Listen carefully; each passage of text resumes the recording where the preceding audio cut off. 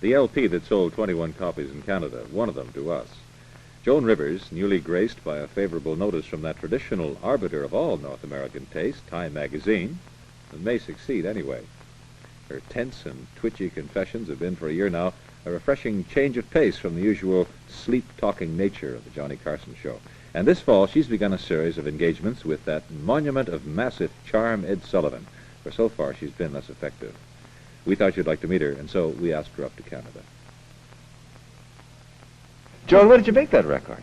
Why? When? Oh, well, I made it a year, right after I started doing well, and hit, as they say.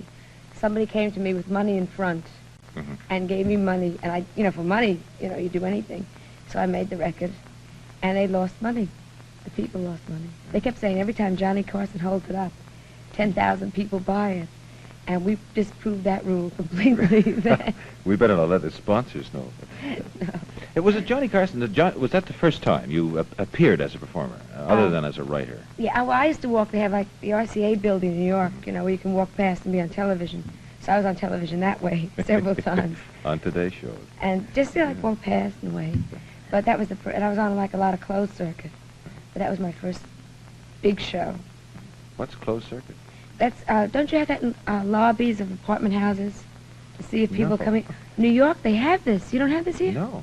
And you can watch in your apartment. You can see who's going through the lobby. So if somebody comes to your house, you don't want to see them. You see on a little closed circuit. You can see who's dating who. It's what the superintendent's doing. And people can sit in their apartment and watch the lobby. For hours. It's frightening. But well, why did you become a performer after being a writer, and a successful one, too? well, I was a performer first. And going back really to grade school, the first thing, I was in first grade and I played a healthy tooth in a pageant. And that started me. And I tried after Decay, but I didn't get the part. And then when I got out of school, I wanted to be a performer, and I was. Well, it was Second City, which did well around here. And then nobody cared, really. There were great lapses. And I'd given it up, and I'd become a writer and was making a living. And then they asked me to go on the Carson show to discuss writing, not as a performer, and discuss my theories of writing, and I did, and they laughed, which hurt. So I became a performer again. You're telling me before we went on, Joan, that there are things you can say in a New York nightclub that will just turn everybody right off. Completely, yes. You can't, absolutely, you can talk about President Johnson, you can call him a half-wit, which I agree with, and you could talk about Mrs. Johnson, and her stupid programs and everything, and you mention the name Kennedy. Even if you just say, one night Jackie Kennedy was in front of my club. I came in, and there's a big crowd, but facing the wrong way, which upset me.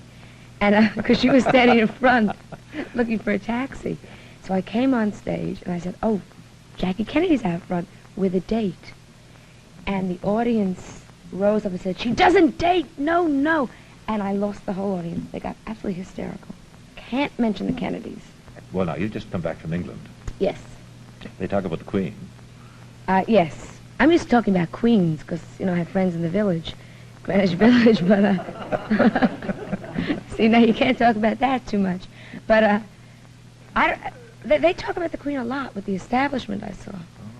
But I don't know if Americans are allowed to talk about the Queen. Go ahead. Well, but she's okay, what I saw of her. She doesn't look a thing like a stamp, which, threw me. Because she's not all one color. But you can't say, like we were talking politics one night, and my husband's English. And I in America, it's very confused. You don't know if you're a Democrat or Republican and everything. And Edgar said in England it's very simple. You're either for the Queen the way Edgar is, or against her the way Philip is. She's very nice. She's very much of a homebody, which amazed me. I'm sure you realize this. I understand that in Buckingham Palace, which stretches, I've never seen it, but from the pictures big, it goes forever. Somewhere in one corner is a little apartment with one bedroom and a little living room and a kitchen. And she sits in front of the television set every night from 6 to 8. Yeah. Turns it on at 9, And she sits in there with Philip and cooks dinner, and they live a little apartment existence in the corner of Buckingham Palace. Well, she decorated Buckingham Palace completely on her own, I was told. Did you know that? No, I don't. Yes. Very cute, all early American. Very charming. Took her 300 years. But, she, I wish we had. We don't have royalty in America, which is kind of sad. The nearest thing we have to royalty is Rock Hudson, you know, and it's just not the same. Well, you could join us again. Well, I may with my husband, because who knows where we'll end up.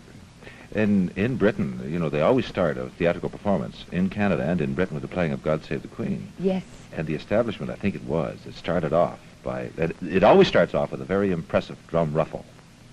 And at the drum ruffle, everyone sort of drops their coat and stands up.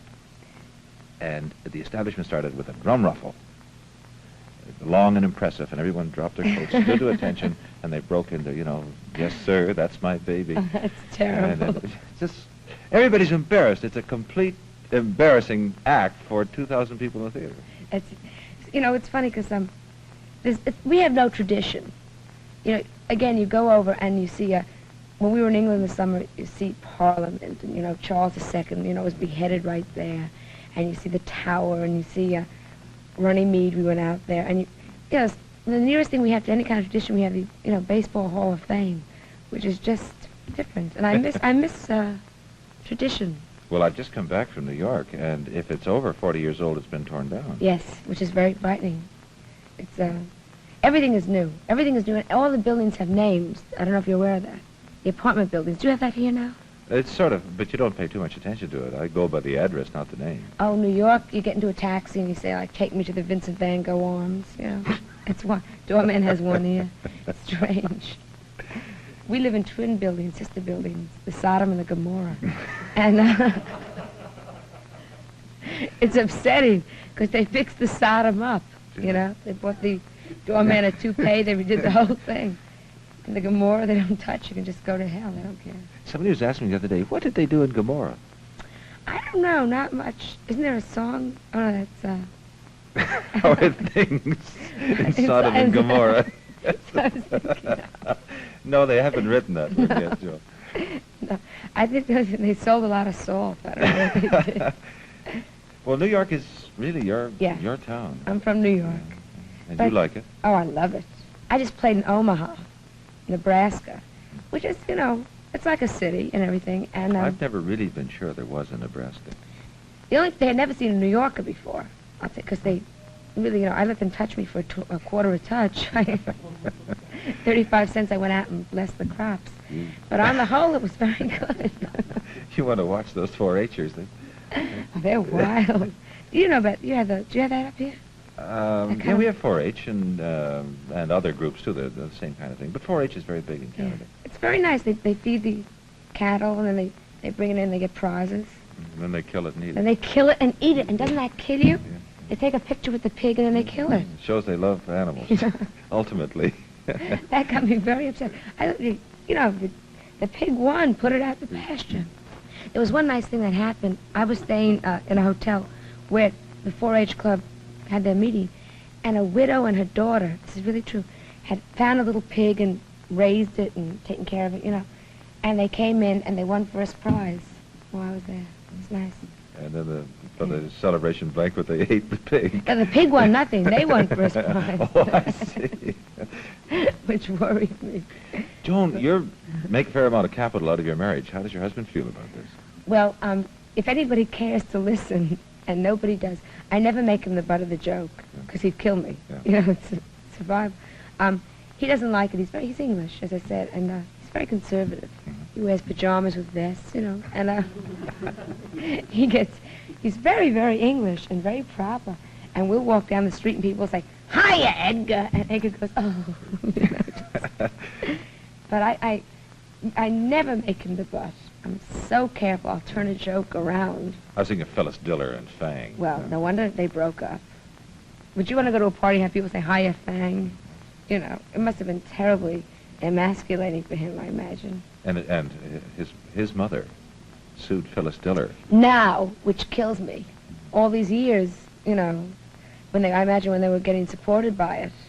Then that was fine. That was fine. But now that they're divorced, and they there's sue. no more money, they sued. Edgar will do the same. Oh, what about your father? You know, sort of a Westchester doctor? Yes, with no degree, Yes. which I brought out, Yes. which cut his practice in half. No, he loves it. My father's very cute about it. Because I used to work for him, you know, I put up a sign, pain hurts, and the whole thing, and he takes it very graciously. He has a sign in the office saying when I'm going to be on, and watch for Joan Rivers and the whole thing. Really? Yeah. Really? And he must take some kind of a kidding. Yes, he does, but in the beginning he was a little offended, because, you know, my father still works on the barter system. They don't pay him money. He has a wonderful group of clients. They give him clients. They give him, like, he operates on you give him eggs, you know? And to this day, my mother doesn't have a mink coat because of this. A lot of eggs. Yeah, a lot of eggs. She has 12 chickens holding on tight, you know? God forbid a rooster passes. Yeah. But he doesn't mind. I'm glad to say we'll have more of my conversation with Joan Rivers at some future date. For those of you who phoned, and many of you did, about Max Ferguson's dog Sailor, we regret to say that he received one phone call which convinced him that Sailor had been killed on Highway 401. Somehow the news hadn't got back to him. He did say, though, that he was somewhat relieved to at least know what finally had happened to his dog. And thanks again for calling. This is the first edition of Toronto Light, and it has on its cover our own Barbara O'Neill, a tribute to the good sense of the publishers of Toronto Light.